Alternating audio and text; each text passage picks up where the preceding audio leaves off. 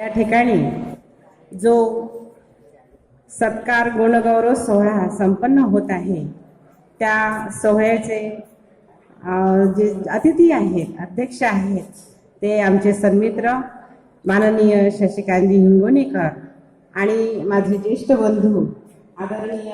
Doctor Kisan Patil साहेब आणि ह्या विचारपीठावर उपस्थित असलेले सर्वच ज्येष्ठ श्रेष्ठ साहित्यिक आहे, या सगळ्यांना मी नमन करते।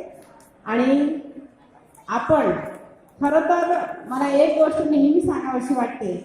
की एखाद्या गावाचं मोठेपण जे आहे ते मोठेपण त्या गावामध्ये किती मोठमोठ्या इमारती आहे,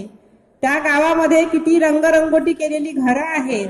किंवा त्या गावामध्ये किती रंगी सगळा पसारा आहे, यावर कधीच अवलंबून नसतं मित्रांनो। गावाचं मोठेपण त्या गोष्टीवर अवलंबून असतं की गावाच्या मध्यवर्ती ठिकाणामध्ये एखादं वैचारिक संमेलन सुरू आहे, महाराष्ट्रातल्या कानाकोपऱ्यातून या ठिकाणी लोक आली आहेत, त्यांचा सत्कार होतोय, सन्मान होतोय, यावर त्या गावाचं मोठेपण अवलंबून असतं। म्हणून मुक्ताईनगर हे मोठं गाव आहे असं मी या ठिकाणी जाहीरपणे सांगते।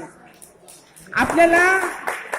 आपल्या संस्कृतीचा नेहमी आदर्श आणि सन्मान आपल्या मनामध्ये असला पाहिजे आणि त्यासाठीची धडपड करणारं एक मोठं व्यक्तिमत्व म्हणजे